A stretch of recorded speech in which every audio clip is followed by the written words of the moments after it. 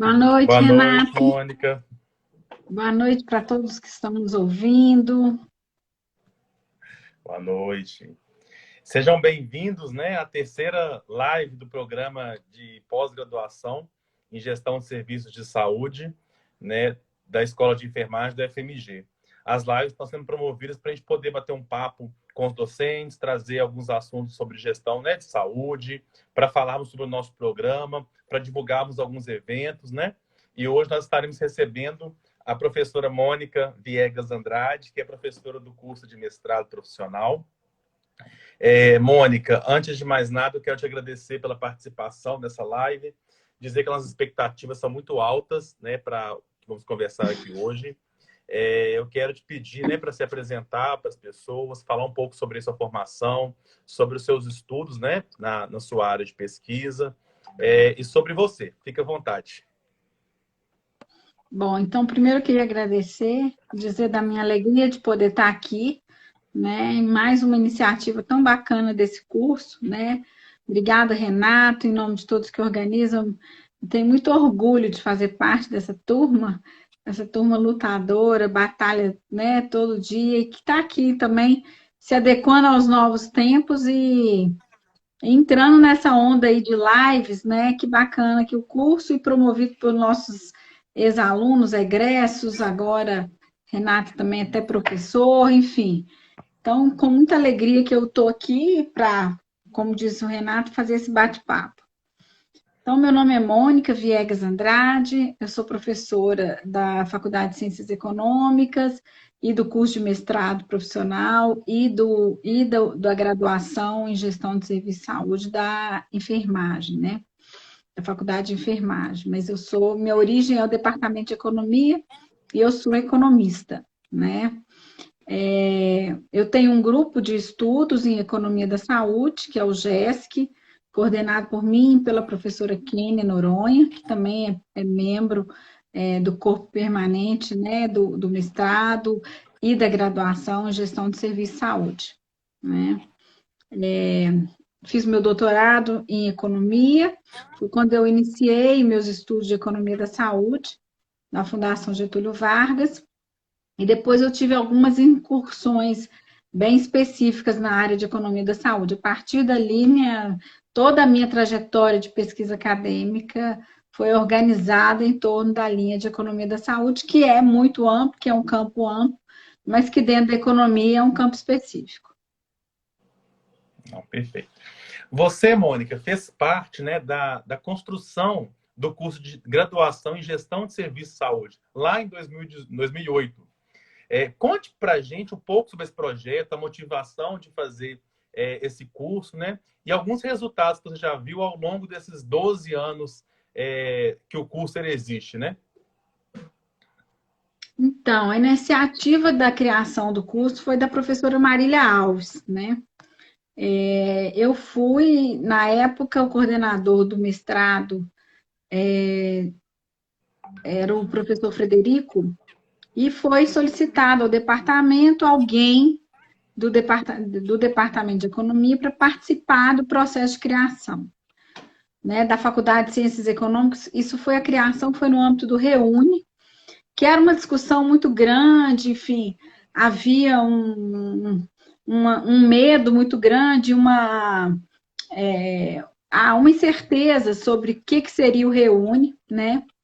E o curso de gestão, ele veio com uma proposta, talvez uma das mais adequadas ao que era o Reúne, que era uma proposta multidepartamental, e essa era a ideia, com cursos muito voltados para a questão técnica, para a necessidade de mercado, enfim, e menos acadêmico, que preenchesse essas lacunas, que finalmente a Universidade Federal desse conta de ocupar esse espaço e de promover acesso para esse tipo de formação também. Vários cursos foram criados e poucos com a cara do curso de gestão, poucos com a cara do que era a proposta do Reúne, né? Que essa ideia de um curso multidepartamental, que você tem uma formação ampla para os alunos, que reúna professores de diversas áreas, não é trivial. E a Marília foi firme no propósito, e eu fiquei felicíssima com a história, né? Assim, quando soube, entrei de cabeça, a gente fez uma proposta muito pretensiosa, muito ambiciosa, que aos poucos também a gente teve que adequar, né? O Renato da primeira turma sabe que a gente teve que adequar bastante coisa, assim, né? Colocamos várias econometrias, várias coisas, enfim. E aquilo ali, então, era um curso formado pelos vários departamentos, né? Economia, administração, demografia, participação da contabilidade, da enfermagem, né? Da enfermagem aplicada, que agora deixou de ser da enfermagem, passou a ser um departamento específico, a gestão de serviço de saúde, enfim, da medicina, né? E outros departamentos. Então, foi assim, a gente sabia da necessidade, mas a gente não sabia que a demanda era tão grande. E o curso é um verdadeiro sucesso, né, Renata? Assim, para mim, é realmente assim, uma das experiências mais exitosas, né? Eu acho que a Marília foi pessoa-chave nesse processo.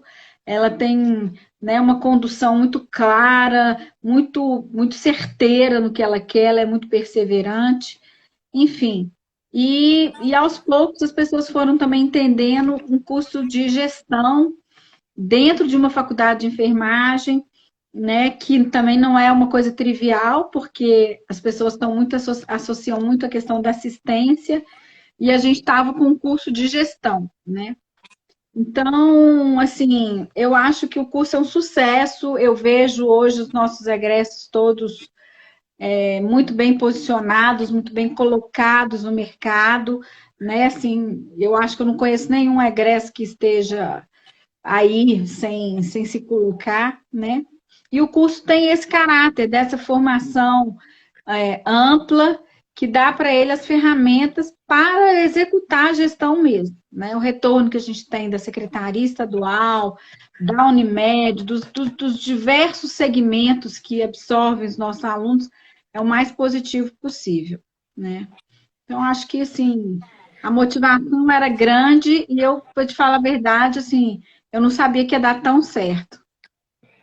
Que bom ouvir isso de você, Mônica, que ajudou a construir esse caminho, né? E nós chegamos, então, depois de mais ou menos 9, né, quase 10 anos do curso, nós chegamos, então, no mestrado. E o mestrado, ele trabalha basicamente com 3 linhas de pesquisa, né? Que é as tecnologias gerenciais, de trabalho, de gestão participativa e de planejamento, políticas e avaliação em saúde, né? Sendo que essa última área é a área que você mais atua, né? Explica para a gente um pouco como que é essa linha de pesquisa, qual que é o objetivo dela, quais são os estudos que elas propõem a fazer. Eu trabalho mais nessa linha de avaliação, né? Então, eu tenho uma contribuição aí específica nessa área de avaliação de tecnologias e avaliação de políticas públicas, né? Assim, essa área é composta por vários professores, mas a avaliação econômica é fundamental, né? Para o gestor, ela é uma ferramenta das mais relevantes, né? A gente sabe. Então, tenho esse campo específico de avaliação de tecnologias, que é um instrumental que a gente pode trabalhar, mas dentro de avaliação de política pública, você tem uma perspectiva que às vezes é um pouco mais ampla, né? Enfim, isso é muito forte na saúde, mas o escopo também é um alcance que vai para outros gestores também, né? Assim, a gente trabalha no grupo com muita avaliação e é fundamental, e o Brasil, nos últimos anos, ele evoluiu muito do ponto de vista de avaliação de política pública, né? Assim, hoje em dia já existe uma cultura da importância para o gestor de você, quando você idealiza um projeto, etc., você também idealiza uma avaliação desse projeto, né? Que é a forma de você fazer um monitoramento, fazer um acompanhamento, fazer, às vezes, uma escala maior, né? A escala, ou seja, você estender esse projeto para uma escala populacional maior, etc., etc., você precisa, de fato, saber quanto custa, quais são os benefícios claros disso, quais são as dimensões, o alcance, etc. Então, é uma área que eu acho que é das mais relevantes, né? E eu acho interessante que a gente tem diferentes perspectivas nessa área, né? A perspectiva que eu trabalho junto com a Kenny, etc., de avaliação de política, é uma forma de olhar o problema. Mas dentro do programa, os alunos têm a oportunidade também de experimentar outras formas de avaliação, né? Que são menos econômicas e que usam outros instrumentais que não necessariamente são os instrumentais que a gente usa na economia. Ah, entendi.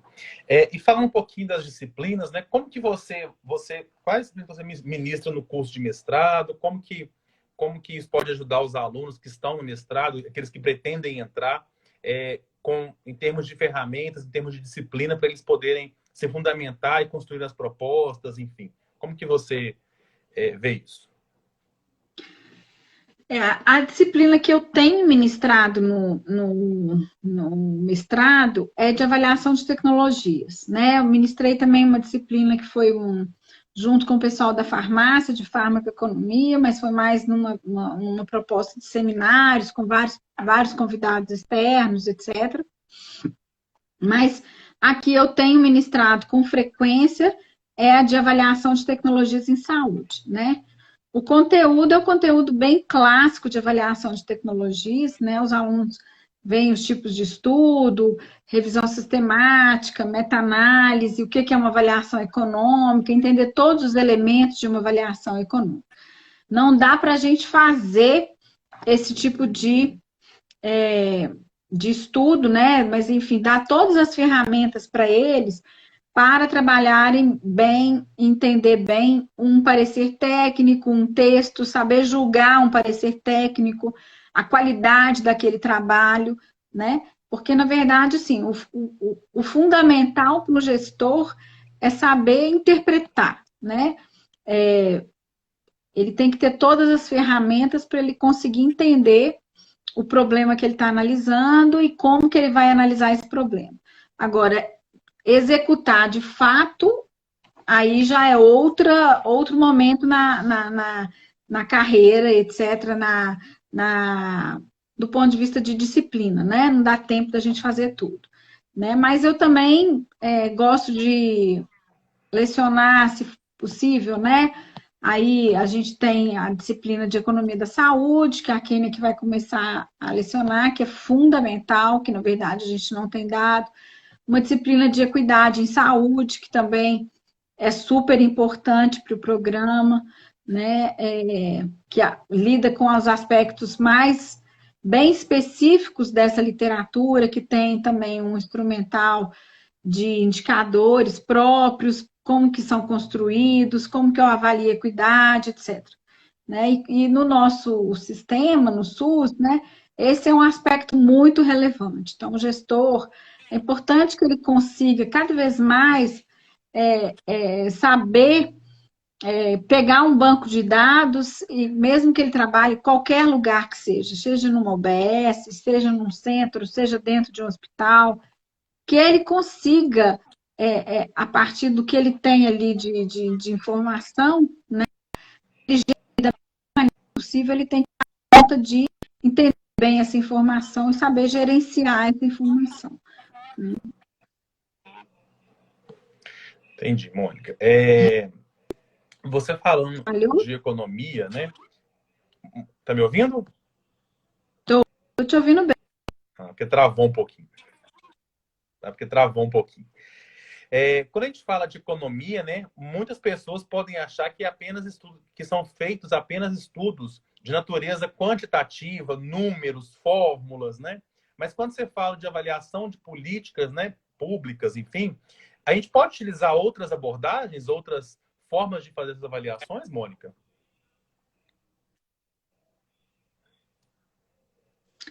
Então, eu não sei se as pessoas conseguiram entender a sua pergunta, porque falhou aí, né? Você está perguntando sobre os tipos de estudos, né? Que na economia os estudos são Isso. mais quantitativos, né? Na verdade, assim, na economia clássica mesmo,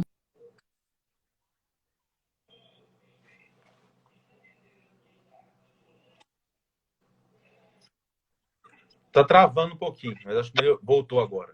tá travando é aqui ou é aí? Acho que é com você.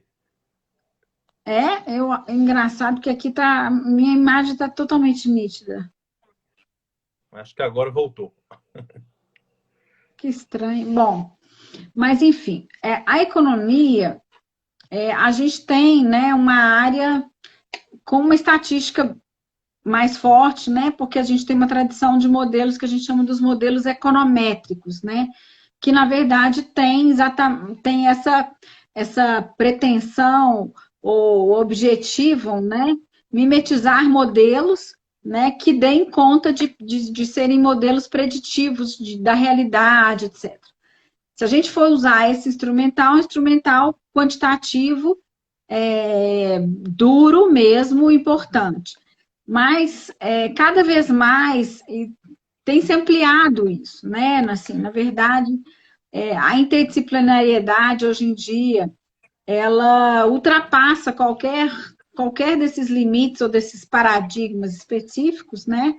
E você tem usado muitos trabalhos que utilizam vários tipos de metodologias, outras abordagens, né? No nosso caso específico, como a gente está numa área que a gente chama de, né, que é a economia da saúde, a gente vai beber de várias fontes, inclusive de várias fontes metodológicas, né? Então, assim, se você estiver numa área hardcore de economia mesmo, aí você vai ter mesmo uma área hardcore de economia aplicada, ela vai ser bastante quantitativa. Mas no nosso caso, porque a gente está numa área de economia da saúde, que é uma área que trabalha com vários campos, né, pela complexidade da temática, etc., pela interdisciplinariedade, você acaba abrindo essas possibilidades metodológicas também, né? Então, a gente usa, né, de outros tipos de recursos também, de outros tipos de estudos, se necessário. Entendi. Você falou, Mônica, sobre economia da saúde, né? Fala para a gente um pouquinho o que é essa área dentro da economia, o que ela busca estudar, e como que ela se relaciona com a gestão dos serviços de saúde, né, que é o foco do nosso mestrado. Então, a área de economia da saúde, ela aparece assim, em 1960, mais ou menos, o primeiro texto de economia da saúde é o texto do Kenneth Arrow, né? Foi o papa da economia da saúde, quem vai, de fato, assim, iniciar o tema, etc.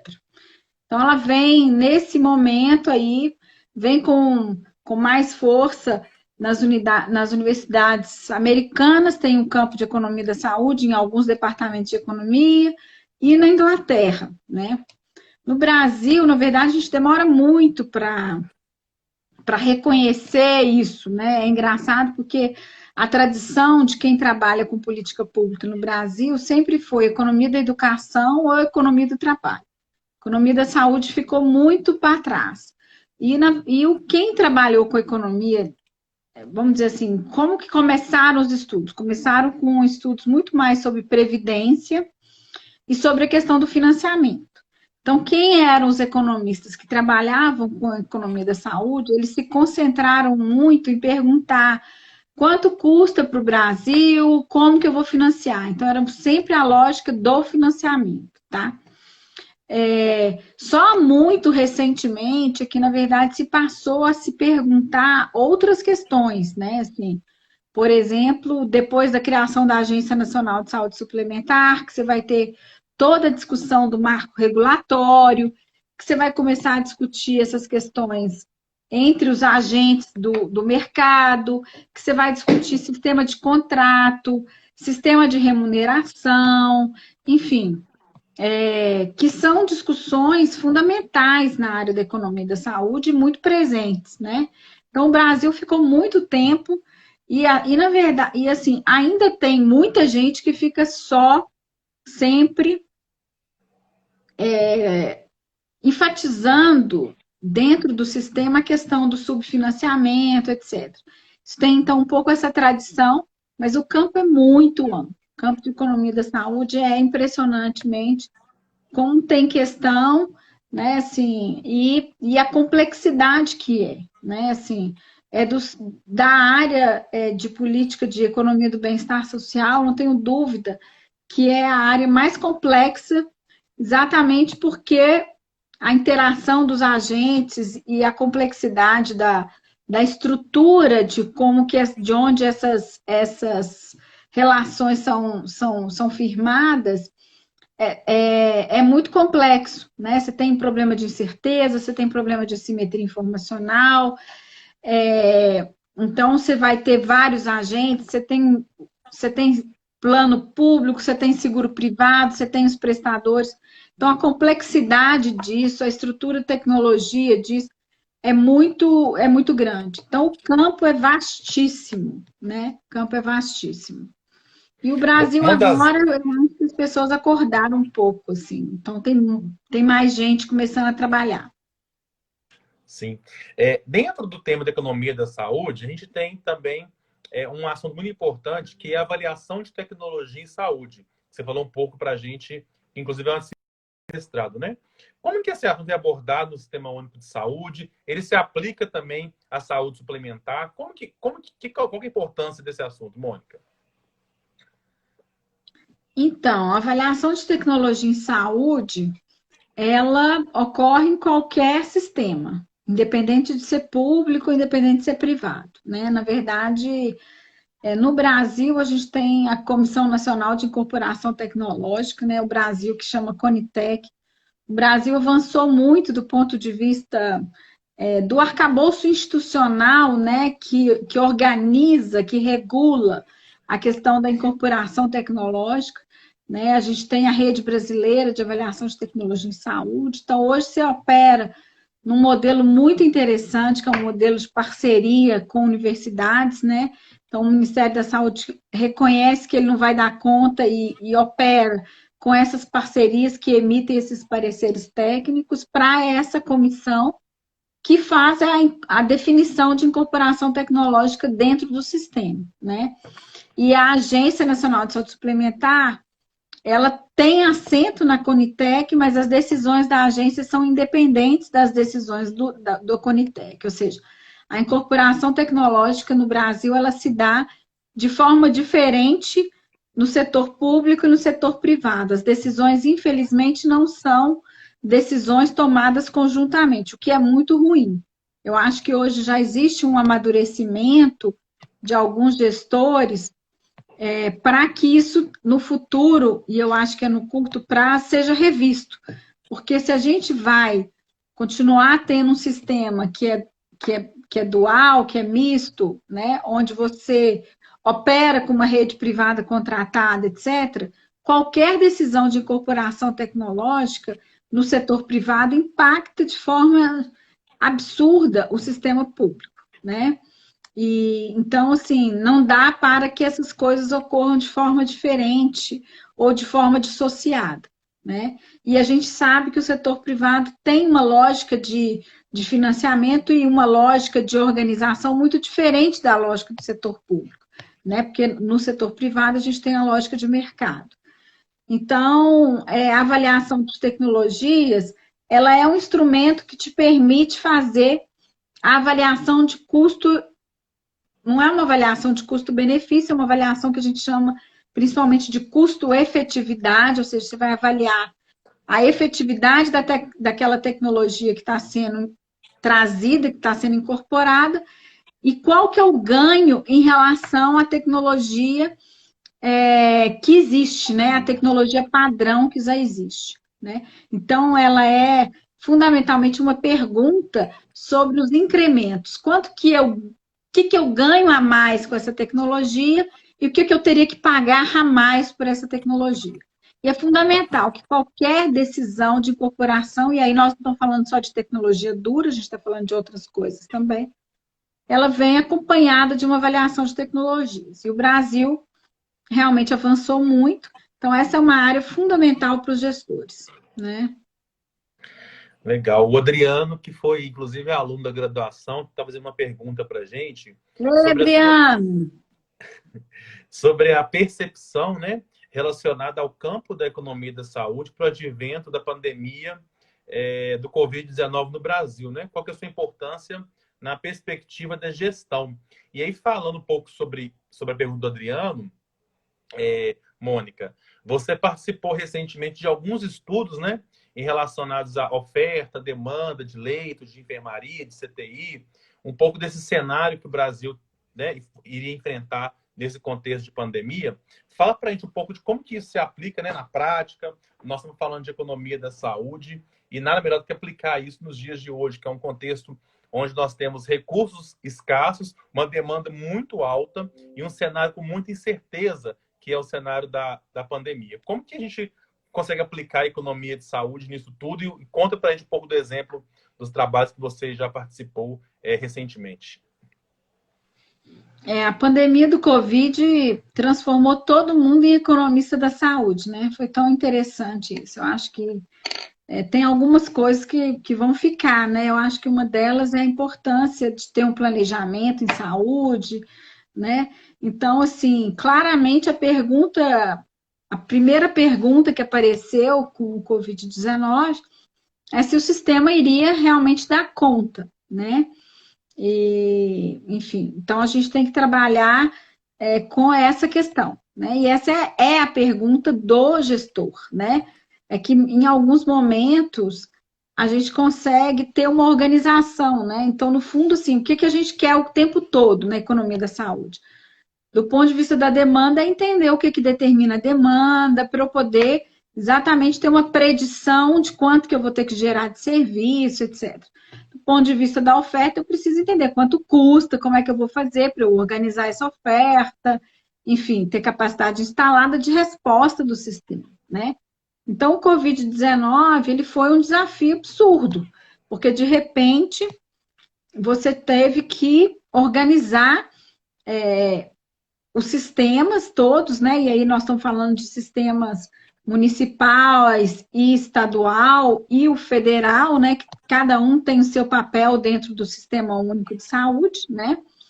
Para esse planejamento, né? Infelizmente, o governo federal acabou que a gente está com um papel muito pequeno, né? Assim, que começou importante, mas que, a meu ver, deixou de assumir o papel de coordenador, que era fundamental da política, né? Então, hoje, claramente, o que você tem são os governos estaduais e municipais, e os governos estaduais aí retomaram um pouco a importância deles, inclusive de coordenadores da política, de que os municípios entendam, inclusive, a questão das externalidades que um município gera sobre outro, os problemas de vizinhança que a gente tem, enfim.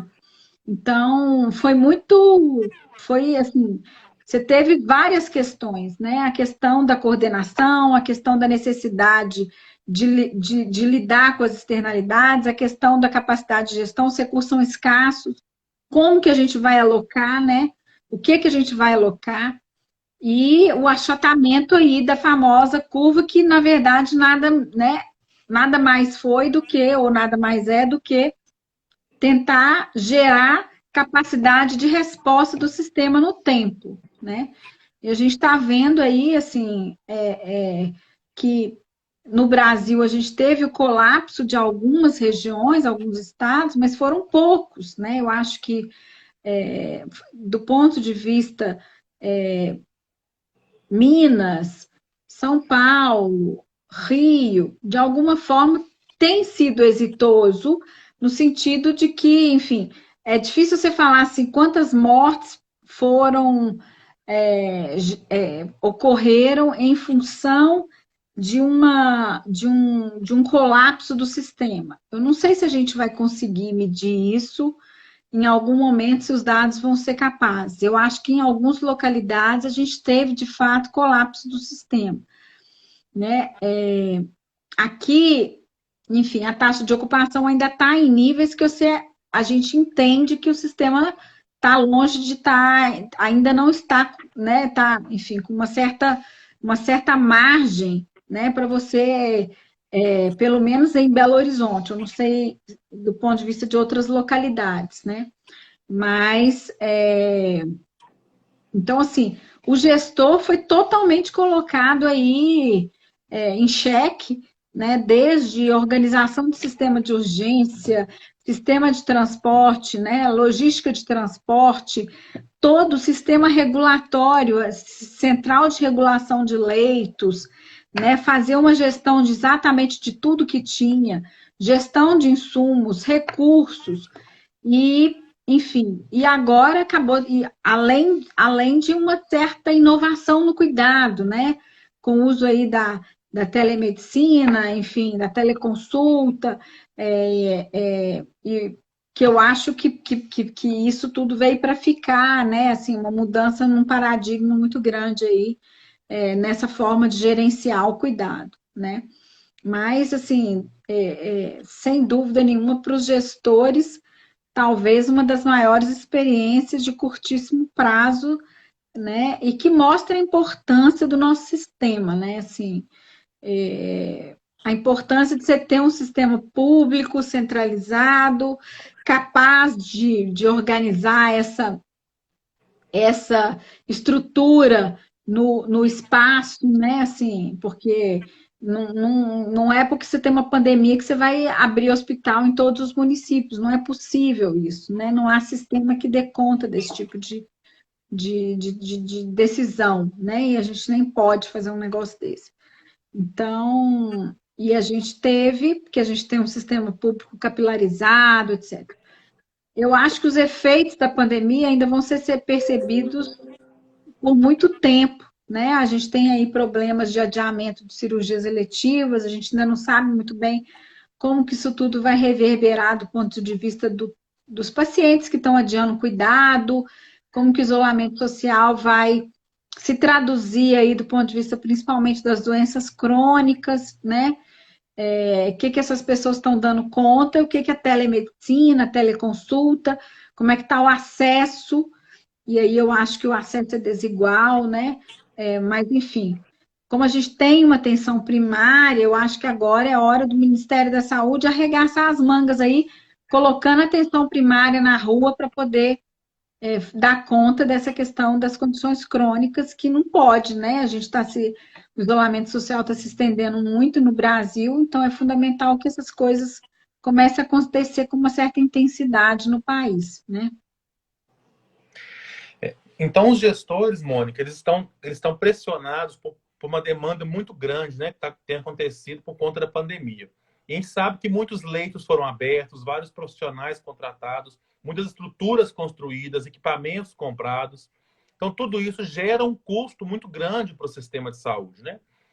Nós vamos caminhar para um momento em que nós vamos ter que pensar enquanto sociedade, enquanto sistema de saúde, para um momento de desmobilizar esses recursos que foram empregados na pandemia para que o serviço de saúde volte a um novo normal, uma normalidade, né? Como que você vê assim, esse cenário das estruturas hospitalares, da oferta dos serviços no cenário pós-pandemia? Assim, eu acho que, por exemplo, no caso, vou falar mais de Minas, porque eu conheço mais a realidade, assim, mais de perto, né? A expansão se deu muito mais pela expansão dentro de unidades já existentes do que construção de outros, né, de hospitais de campanha, né, principalmente no caso de UTI. Praticamente toda a expansão de UTI, que é a mais alta complexidade, ela se deu dentro dos estabelecimentos já existentes, né?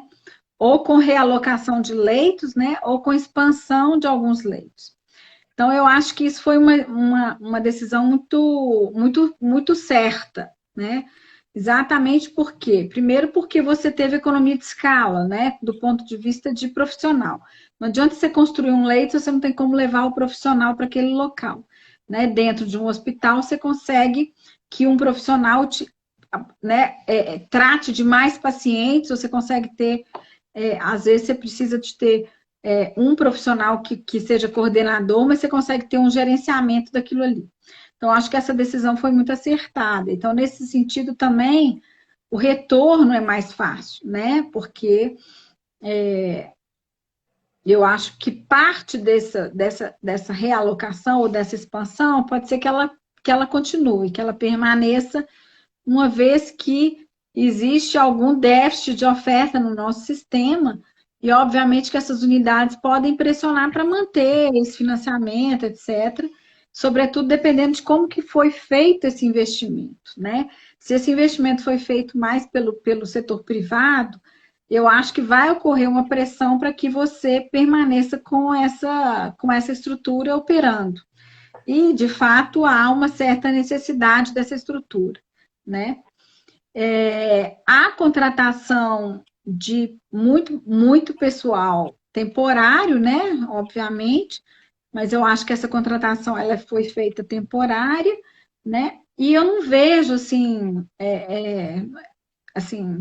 eu não sei se a gente teve assim enormes investimentos, né? Assim, até porque o Brasil teve uma dificuldade muito grande de compra de insumos, né? De respiradores, etc.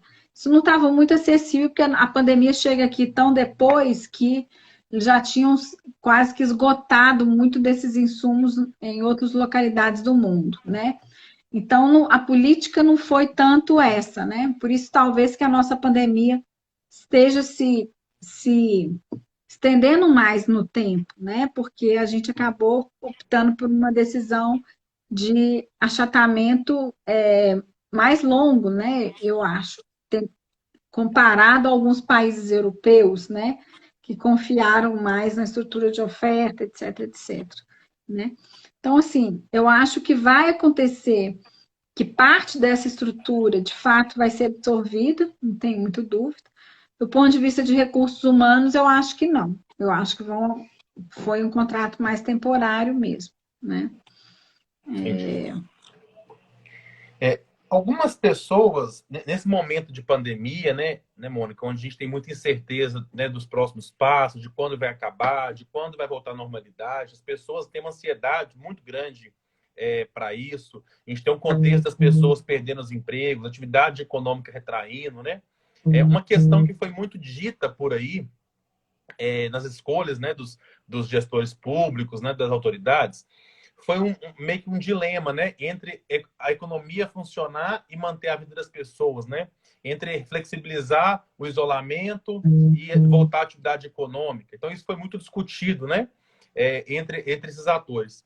Como que você vê essa questão, o ponto da economia funcionar e da saúde dar conta de atender as pessoas, e a gente tem um cenário também em que seja possível a gente sair melhor possível da pandemia?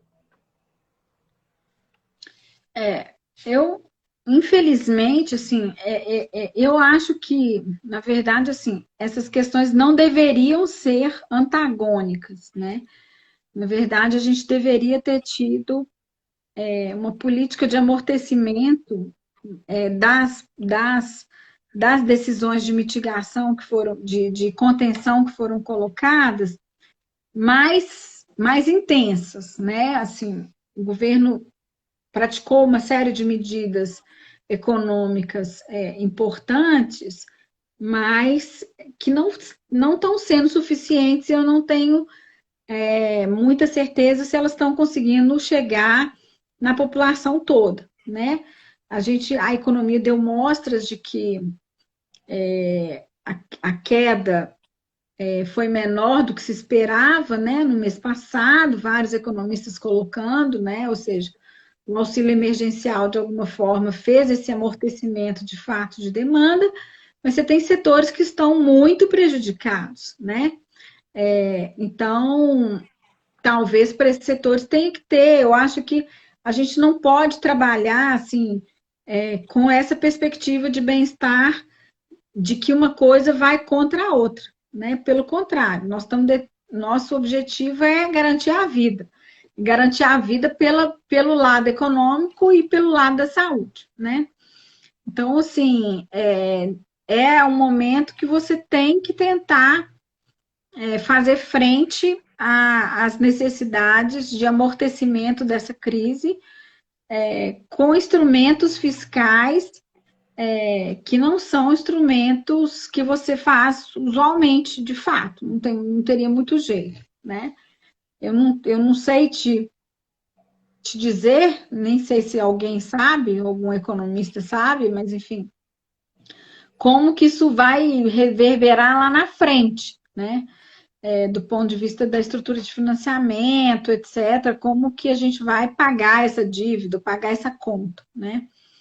Mas eu acho que isso como é uma questão mundial, não é uma questão nossa, é uma questão mundial, etc., etc., todos os países vão ter que passar por isso, de alguma forma, isso vai ter que ter um tratamento especial, né? Então, esse que é meu ponto de vista, assim. Agora, é difícil porque os recursos são escassos, de fato, a política que é factível para conter a propagação, né, do vírus é uma política de isolamento social, que é uma política que provoca um desaquecimento absurdo na demanda, né? Então, você tem setores aí que estão realmente muito abalados, né? Você vê na rua já sinais de uma crise absurda, o que, né? Agora, o ponto é, não adianta achar também que se você liberar o comércio, as pessoas vão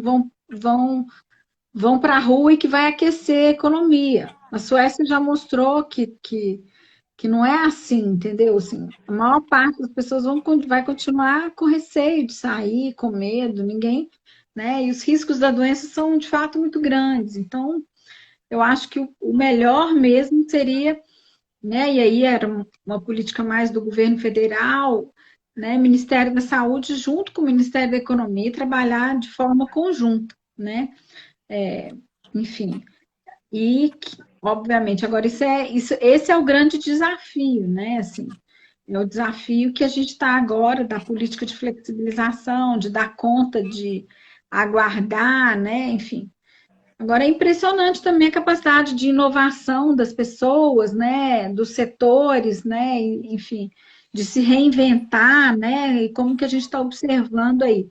Acho que também vai ter uma redução dos lucros de alguns setores que também historicamente já vinham com os lucros muito altos, etc., provavelmente vão ter que operar com uma gordura pequena e, enfim, nesse momento só para manter a atividade, etc., né? Agora, aqueles setores que estavam operando ali próximo só no equilíbrio, esses aí não deram conta de sobreviver, infelizmente, né? Mônica, tudo que a gente conversou aqui, tudo que a gente conversou aqui hoje, né, sobre economia, a gente, talvez algumas pessoas não tenham noção de como que isso está muito ligado à saúde, né?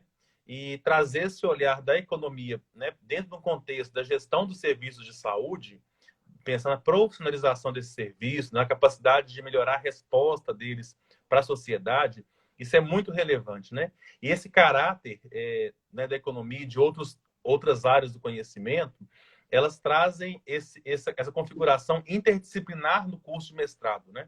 A gente não pode pensar a saúde só por uma ótica. Nós temos que considerar várias questões, porque como a gente conversou aqui, vários pontos interferem na saúde, né? A questão econômica interfere na saúde, a questão social interfere na saúde. O que você observa, assim, né, da importância que tem o mestrado nesse seu caráter interdisciplinar? Eu acho fundamental, né, Renato? Eu acho que um dos grandes diferenciais do nosso curso é exatamente essa possibilidade de ser multidepartamental. Se por um lado esse é o grande desafio dentro da universidade, né, que as pessoas estão lá acostumadas a estar nas suas caixinhas, nos seus ambientes, você sair e propiciar um ambiente de troca, né? E é difícil até a questão do espaço, né? E isso é interessante porque, de repente, a pandemia do Covid também aproximou todo mundo, né? Porque agora ninguém está no lugar, está todo mundo em todos os lugares, né? Então, isso é muito interessante também, assim, a aproximação que aconteceu. Mas eu acho que é fundamental, né? O curso tem essa preocupação, as pessoas que estão lá são muito engajadas, né? Assim, é uma turma jovem, bacana, cheia de energia, né? E essa perspectiva interdisciplinar é que, de fato, faz a diferença, né? Eu acho que é o grande diferencial do nosso programa é ser interdisciplinar, né? Porque aí você traz vários olhares para essa gestão, né? Tá. A professora Carla pediu para você comentar um pouquinho sobre as suas pesquisas, né? Quais são as suas áreas de pesquisa, assuntos que você está pesquisando recentemente, projetos, para que os Então, nossos futuros candidatos possam interessar, né, por esses projetos, desenvolver e pensar em projetos para poder aplicar no serviço, né, para a gente poder cumprir o objetivo do curso de mestrado. tá. Então, até hoje eu tenho alunos egressos que trabalham comigo, né? A Michele continua trabalhando com a gente tá com uma parceria com o Núcleo de Avaliação de Tecnologias em Saúde, aí do Hospital das Clínicas, com vários alunos aí da gestão trabalhando dentro do NAT, do HC, que é muito bacana.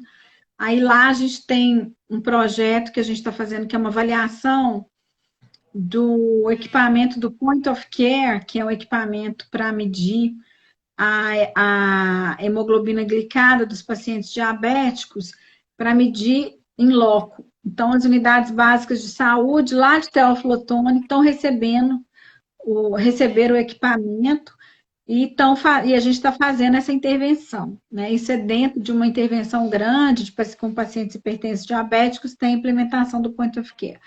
Então, a gente está fazendo essa avaliação. Ainda com os alunos da gestão também, a gente está fazendo alguns projetos de microcusteio, tá? Dentro do Hospital das Clínicas, e alguns são estudos multicêntricos com Núcleo de Avaliação de Tecnologias lá do Rio Grande do Sul, Hospital Moinhos, que tem financiamento do PROAD SUS, então a gente está fazendo isso para o CPRE, que é um procedimento de desobstrução do colédoco biliar, para a cirurgia de acidente vascular cerebral e também cirurgia de quadril. São 3 projetos de microcusteio, que é uma área, assim, também uma das áreas bem promissoras, porque hoje em dia você precisa saber quanto que você gasta, etc, etc, né?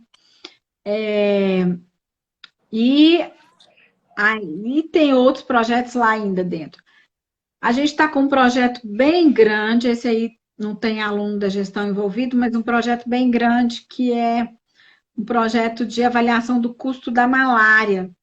A gente vai fazer uma pesquisa de campo aí com os profissionais de saúde lá da Amazônia, para poder desenvolver uma plataforma para o Ministério da Saúde e para o Programa Nacional de Controle da Malária. Esse é um projeto financiado pela Fundação Melinda Gates, com financiamento CNPq, é um grant bem grande que a gente ganhou esse ano, e é um projeto de 30 meses, né, que começou agora.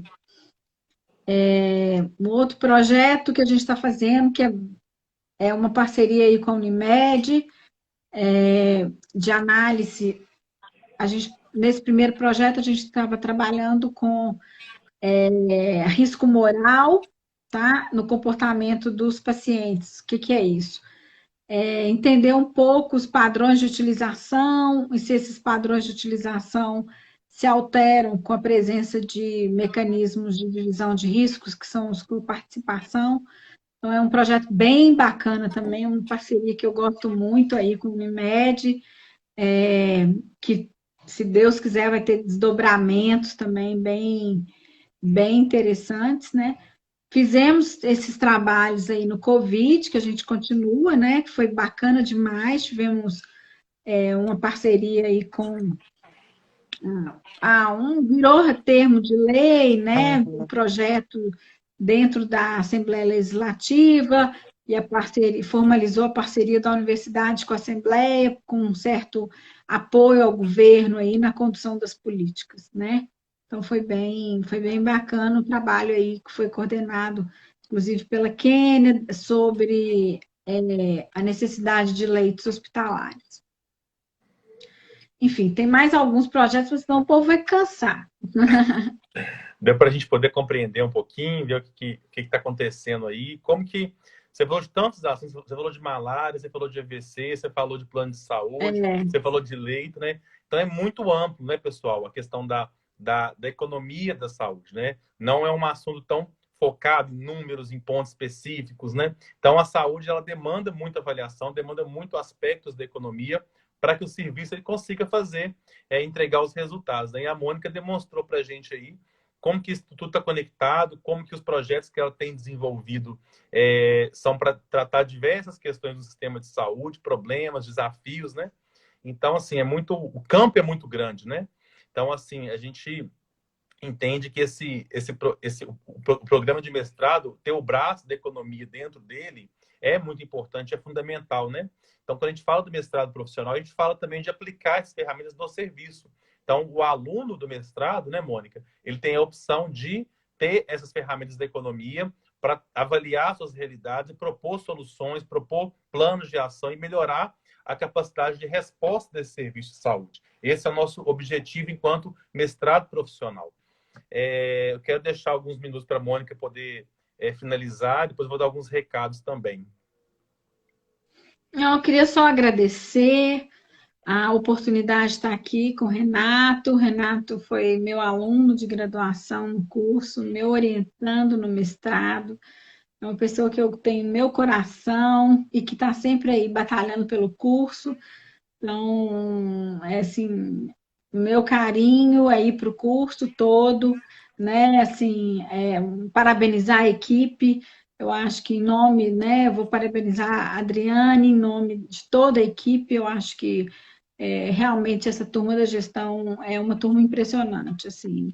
Então, eu tenho muito orgulho de fazer parte, eu acho que eu posso fazer, quero fazer mais pelo curso, quero poder estar mais, às vezes a gente que é de outro departamento tem essa desvantagem, a gente às vezes está mais longe, não está lá o tempo todo, mas dizer da minha honra de poder fazer parte dessa equipe e agradecer a oportunidade de estar aqui nesse bate-papo e agradecer aí aos ouvintes que tiveram paciência de estar com a gente aí hoje, nesse horário já noturno aí. Muito obrigada. Nós agradecemos, viu, Mônica? Muito obrigado pela parceria de muito tempo e de grandes resultados para o nosso programa de graduação e para o mestrado também. Nós que ficamos felizes em ter você como docente, como equipe mesmo, para fazer isso funcionar da melhor forma possível. Muito obrigado, viu? Um beijo aí para você. Até mais.